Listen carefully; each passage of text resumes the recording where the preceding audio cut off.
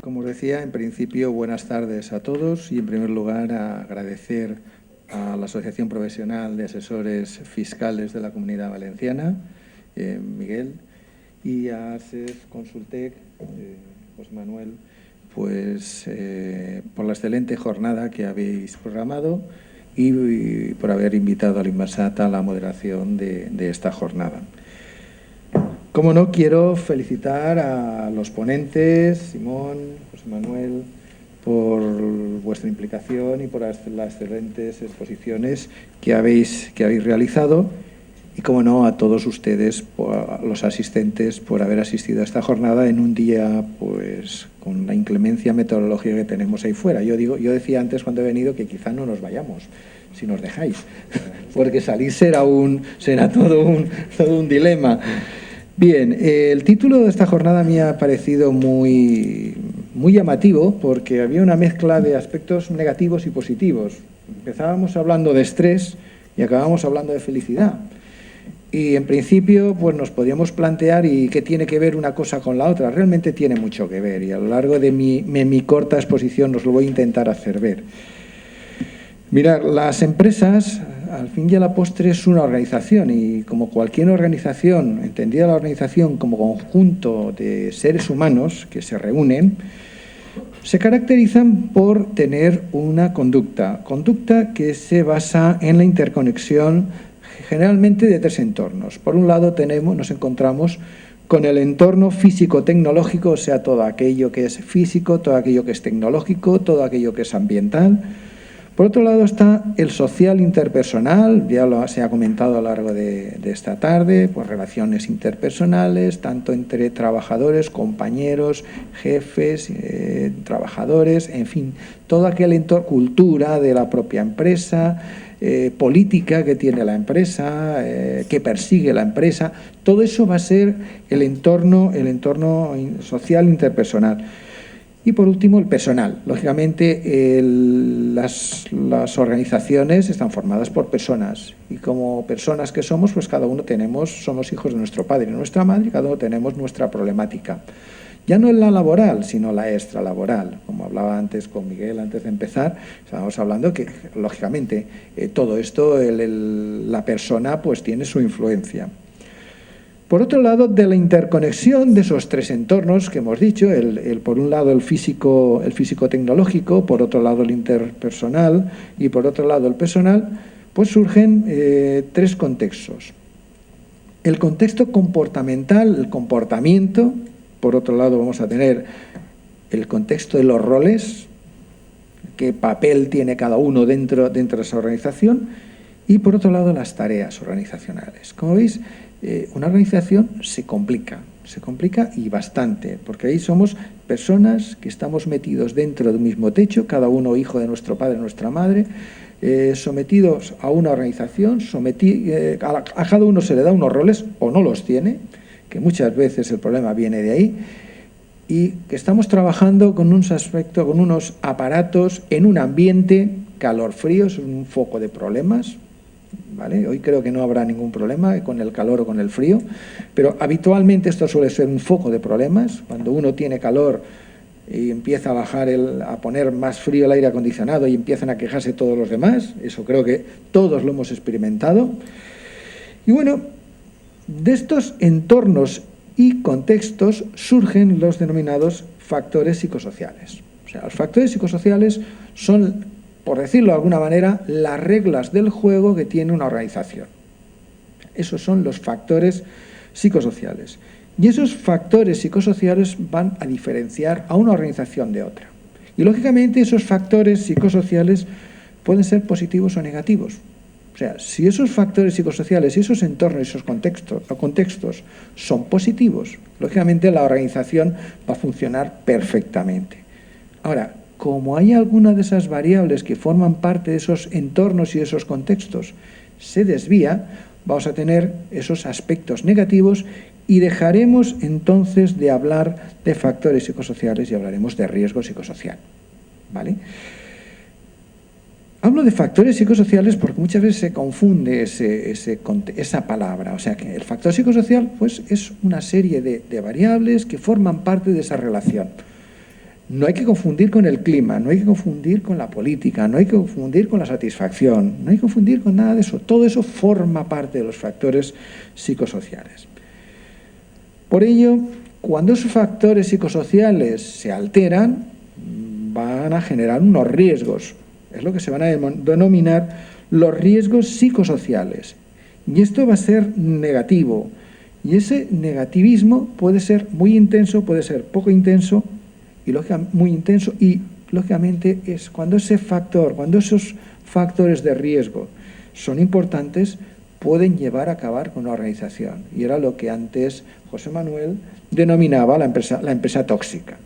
¿Vale? Esa empresa está destinada a desaparecer, ¿vale? Porque es una organización que no se entienden dentro, y si no se entienden dentro, eso difícilmente va a funcionar. Bueno, sobre los aspectos negativos se ha hablado a lo largo de esta tarde. Se ha hablado sobre el efecto negativo más característico, es el distrés. Ya no hablo de estrés, porque, como bien ha dicho Simón, el estrés pues, puede ser positivo, puede ser negativo. La primera gráfica que creo que has puesto se veía claramente que tenemos una parte positiva del estrés, es el eustrés, y una parte negativa de ese estrés que será ya el distrés. Ese distrés puede generar consecuencias, se produce como consecuencia de la exposición a factores psicosociales de riesgo.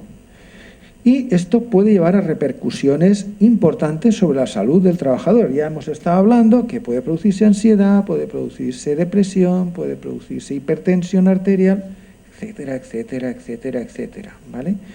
Pero no solamente ese distrés va a tener consecuencias negativas sobre los trabajadores, sino que, para mí, si grave es que lo tenga sobre los trabajadores, puede tener sobre la organización. Y sobre la organización estoy hablando sobre la empresa, puesto que ese distrés, ese estrés, va a producir problemas, como es la disminución de la motivación de los trabajadores, que trae como consecuencia una disminución de la productividad y una pérdida de calidad en el producto de la empresa. Por lo tanto, eso trae una pérdida de imagen de la empresa y, por lo tanto, una pérdida de clientes. Aspectos que pueden ser llegar a ser muy negativos para la empresa. Es por ello que el problema del distrés puede abordarse o debe abordarse desde dos perspectivas. Por un lado, desde el punto de vista de la intervención sobre la organización para tratar las desviaciones detectadas por un especialista en la materia, o sea, actuemos sobre la organización por un lado, y por otro lado deberá actuarse también sobre la persona, sobre el trabajador, puesto que ese estrés, como ya se ha comentado de alguna manera, va a depender de cómo el trabajador perciba esa situación. Por lo tanto, sobre el trabajador esos efectos negativos deberán de tratarse de alguna manera por el especialista correspondiente. La siguiente cuestión que yo quiero abordar, y unas pinceladas nada más, si tenéis alguna duda, pues luego me lo preguntáis en el coloquio, aunque sea el moderador, pues soy sujeto también de pregunta, lógicamente, ¿pero esto se mide? Sí, todo es medible. O sea, podemos medir los factores psicosociales de riesgo, podemos medir el estrés, y todo lo vamos a medir por medio de cuestionarios. Vamos, tú has hecho una intervención que me ha gustado mucho, el aspecto psicobiológico del estrés, cuando has hablado de la adrenalina, noradrenalina, cortisol, etcétera, porque, ojo, el estrés se puede objetivar, ¿eh? El estrés se puede medir objetivamente, no solo con cuestionarios, no solo mediante cuestionarios, que muchas veces los cuestionarios, bueno, cuestionarios, eso depende. No, vamos a ver, un cuestionario aislado no sirve de nada. 100 cuestionarios juntos traducen una realidad, ¿vale? Porque si sale que se están quejando de que hay unas relaciones interpersonales deficientes, pues debe haber eso, ¿eh? Cuando 100 dicen que eso es así, pues deberá ser así. Ahora bien, si yo trato de analizar una situación de estrés que produce, por ejemplo, ansiedad, ahí ya es un cuestionario, porque estoy tratando una consecuencia para un trabajador, ¿vale? Ahí será un cuestionario individual. Yo trato de medir a esa persona el nivel de ansiedad que tiene o el nivel de depresión. Bueno, de lo anterior se deduce que el abordaje adecuado del estrés laboral pues será mediante la confluencia de ambos procedimientos. voy a actuar sobre la organización, voy a actuar sobre la persona, ya que sin la una, la otra dejaría la solución incompleta y, por tanto, no se podría conseguir el objetivo máximo que establece la Ley de Prevención de Riesgos Laborales, que es minimizar y, a ser posible, eliminar los riesgos de los puestos de trabajo. Y en nuestro caso sería conseguir el bienestar para la empresa, véase productividad y calidad, y para el trabajador. Y ahí defino felicidad en su puesto de trabajo, siendo ambos objetivos alcanzables para cualquier organización. Por lo tanto, y antes me la he callado, para mí, ¿qué es la felicidad? Ya que antes has preguntado, yo no quería en ese momento destripar mi final. Para mí la felicidad es conseguir dentro de esa organización, y hablo de felicidad laboral, conseguir dentro de la organización un equilibrio entre las características de la organización y las expectativas que tiene el trabajador dentro de esa organización. Con lo cual, si se cumplen esas expectativas, que son las que le da la organización y son las demandas que le da esa organización, si se consigue ese equilibrio, por supuesto que los trabajadores serán felices y la organización, por supuesto, también. Bien, pues yo a partir de ahora yo creo que los que debéis hablar sois vosotros. Se abre el turno de preguntas. Por favor, pues bueno, levantáis la mano, os damos la palabra desde la mesa y ya os pasamos, los compañeros que están por ahí abajo os pasan el micrófono, decís, os presentáis y decís para quién dirigís la pregunta y formuláis la pregunta. Bueno, yo la pregunta creo que es tanto para el profesor Simarro como para usted, señor Llorca.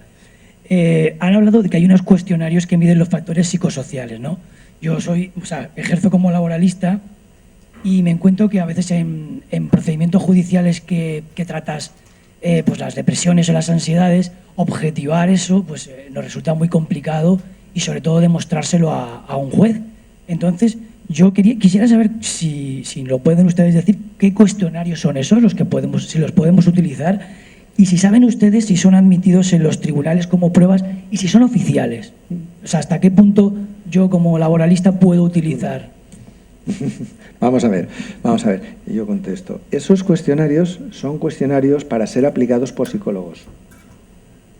Punto 1. O sea, exacto. O sea, tú como abogado o como graduado social no puedes aplicar ese cuestionario. Yo estoy pensando, por ejemplo, en el cuestionario ansiedad, por ejemplo, la ansiedad, espera, lo había apuntado por si acaso, rasgo-estado, por ejemplo, rasgo-estado, la ansiedad rasgo-estado te mide el rasgo que tú tienes de persona ansiosa y el estado que tienes de persona ansiosa. O sea, si tienes una predisposición y si además estás ansioso. Eso, o por ejemplo, los cuestionarios de ansiedad de Beckett o el de depresión de Beckett, son cuestionarios de psicología clínica. Entonces debes hacer una pericial. O sea, tú como abogado o como graduado social no puedes aplicarlo. No puedes porque, entre otras cosas, no sabrías sacarle todo el partido, todo el jugo a esa herramienta. Si hablamos ya de evaluación psicosocial, pues eso ya son cuestionarios específicos que miden el estado de la organización. Y te van a indicar cuáles son las variables que esa organización pues tiene y que pueden estar generando problemas. Pueden. Si a eso tú, a esos cuestionarios, que son lo que adolecen generalmente los cuestionarios, le añades cuestionarios de consecuencias, como es un cuestionario de salud, un cuestionario de salud total, un cuestionario de este tipo, tú ya puedes saber cómo está afectando a la salud de los trabajadores de esa organización las características que tiene esa organización. Y esos cuestionarios, ¿quién los debe aplicar? Un técnico superior en prevención de riesgos laborales. ¿Vale? Para esos cuestionarios, el cuestionario de aspectos psicosociales. ¿Vale? Ahora, ya si hablamos de a nivel personal, ese cuestionario individual es un psicólogo clínico. Las empresas de prevención de riesgos laborales, por mi experiencia... Lo hacen muy mal. Las empresas de prevención de riesgos laborales, por mi experiencia, no le dan mucha atención a eso. O sea, Nada. se miden los riesgos de caídas a desfactura, a diferente nivel, pero que no es un tema... Sí, de hecho yo me había puesto aquí una coletilla final, lo que pasa es que me la he saltado, pero es igual. Me había puesto que para conseguir estos objetivos no dudéis en utilizar el apoyo de los servicios de prevención y en su defecto del INVASAT.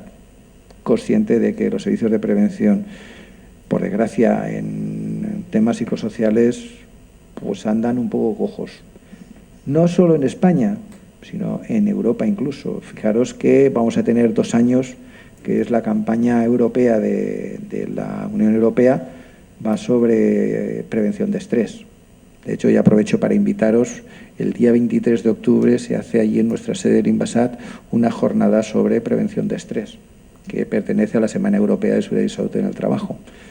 Y vamos a hablar de estrés, y vamos a hablar de aspectos psicosociales y de factores psicosociales y cómo medimos eso, por supuesto, muy por arriba.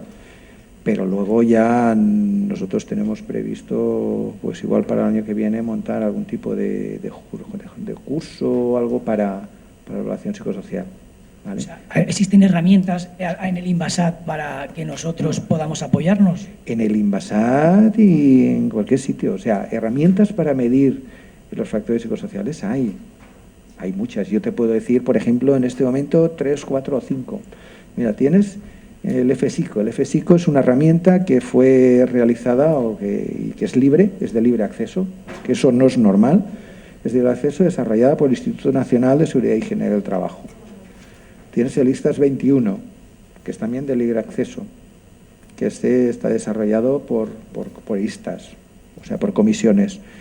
Tienes también otra herramienta que fue desarrollada por el Instituto Navarro de Salud Laboral. Esta es más flojita, esta es más para identificar, ¿vale? Luego tienes herramientas desarrolladas por las universidades. Pues, por ejemplo, el sistema Amigo de José María Meliá. Tienes el WON de la Universidad Jaume I. Tienes el método Unisico de la Universidad de Valencia. O sea, hay herramientas, claro que hay, para medir los factores psicosociales de riesgo. Hay herramientas. Lo mismo que tienes herramientas para comprobar, pues, el trabajador quemado. Tienes herramientas para medir el acoso laboral. O sea, herramientas para todo esto hay. Lo que pasa es que hay mucho desconocimiento a nivel del técnico de prevención de riesgos laborales, y en eso estamos de acuerdo. De nada.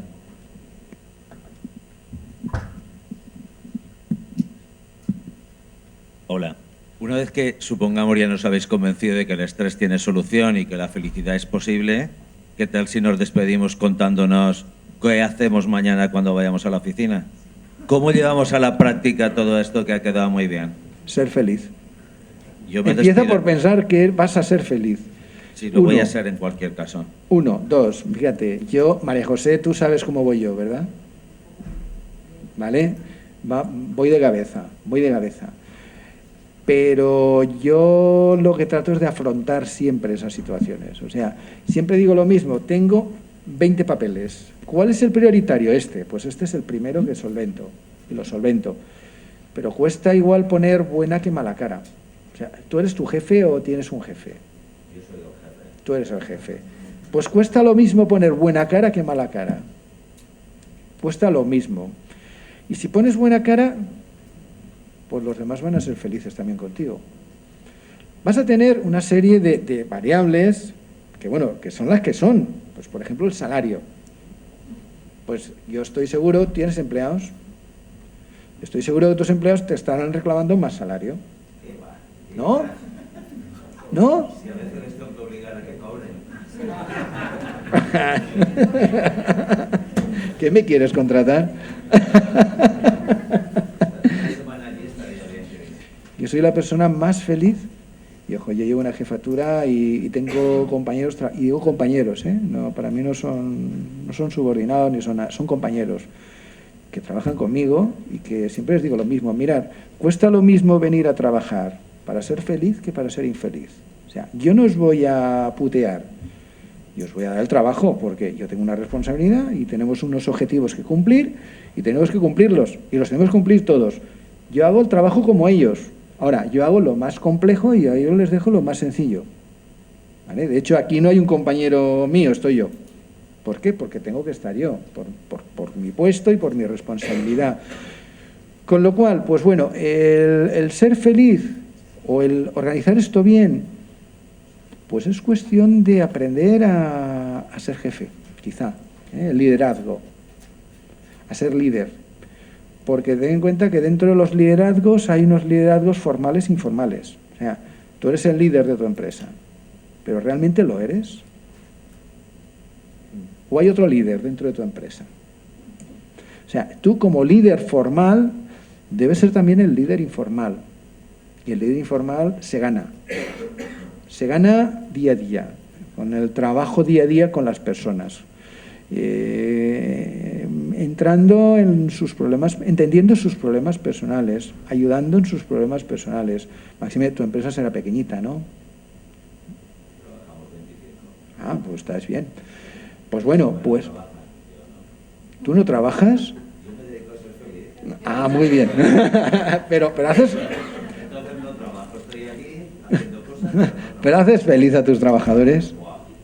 Pues entonces, vamos a ver. Bueno, en cualquier caso, mi pregunta era, sigue siendo cosas que tendríamos que hacer, pero nos vamos a ir de aquí, no vamos a llevar un plan concreto. No, es muy difícil, fíjate, es muy difícil que en 2 horas te digamos, aparte, habría que analizar la situación de tu empresa para a partir de ahí decirte, mira, ¿cómo te llamas? Salvador Sánchez. Mira, Salvador, yo pienso que tú deberías de, pues por ejemplo, fortalecer estos aspectos, mejorar aquellos otros. Para eso hay que hacer un análisis.